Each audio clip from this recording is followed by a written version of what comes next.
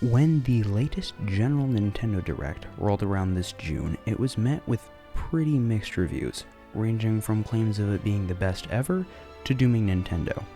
The primary factor that seemed to make it or break it was what one thought of JRPGs as a whole, but especially Xenoblade. However, the one thing I didn't see people talk much about was what this means for Xenoblade 3 itself. So here I am.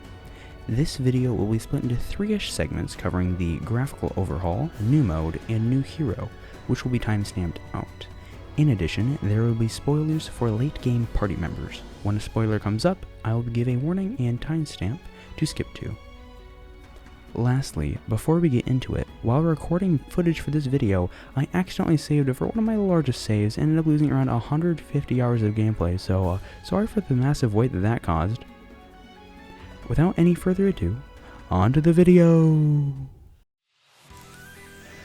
Frankly, before anything else hit me in this segment of the Direct, I really thought about what this could change about the gameplay strategies. Now obviously, as a series that focuses on its immaculate storytelling and gorgeous vistas, just having 4K and 60 frames per second is huge.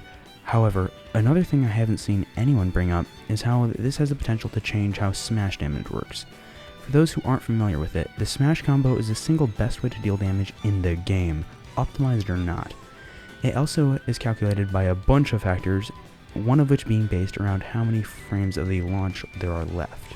Now, I could just be stupid or misunderstanding things, and they also could end up tweaking its calculations for the Switch 2 version.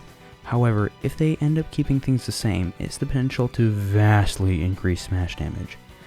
This has the potential to somehow make Evasion Tank Flash Fencer even better, as it could put its smashing capabilities in the same ballpark as what Sword Fighter is currently, while not increasing Sword Fighter by much, considering you literally damage cap outside of chain attacks.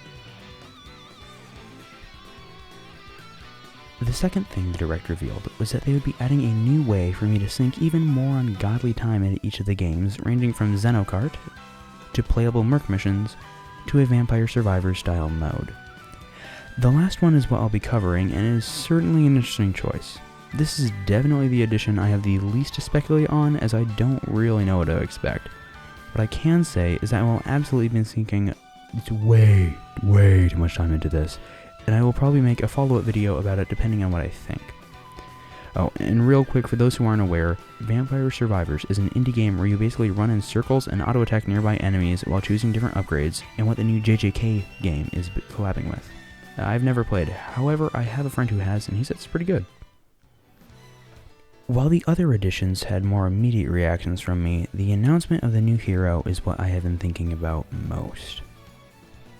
The primary reason this announcement was the smallest for me, at first, is because my original thought was that they had just worded things terribly and are planning on making a hero quest for Shulk and Rex.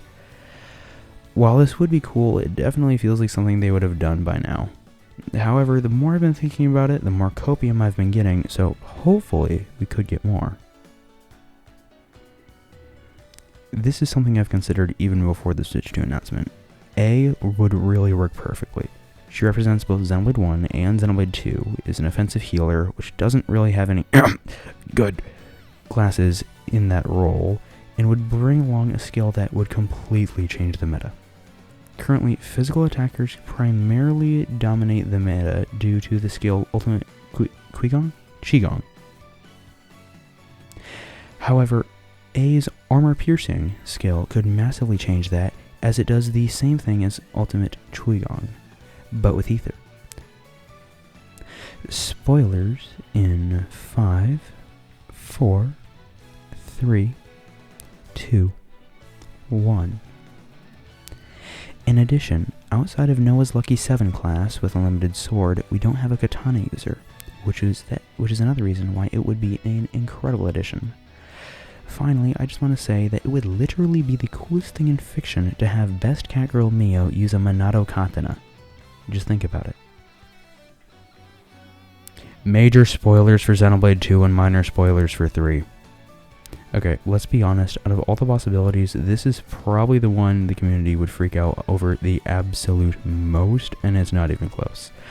Takahashi-san has stated several times that he's not done with El Malos the Bandito, And despite his popularity surge, David Mencken still seems to think quite fondly of acting Malos, so there isn't any reason we wouldn't logically get him. As for if we actually have any shot, yeah, probably not.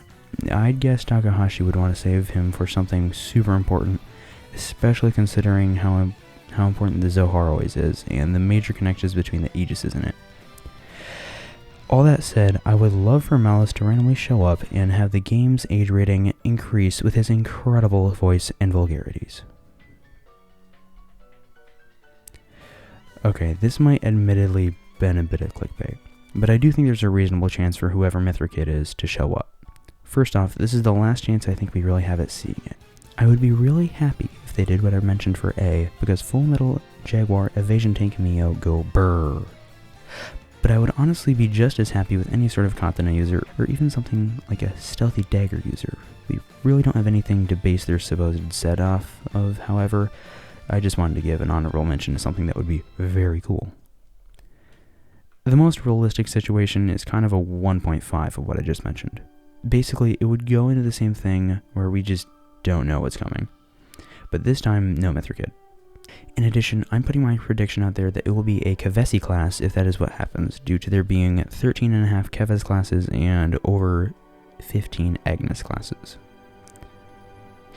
Anyways, that's it for this video. Do you hate that it took me 2 weeks after making a channel to actually upload a single video and think I should sacrifice my whole bloodline to appease the almighty algorithm?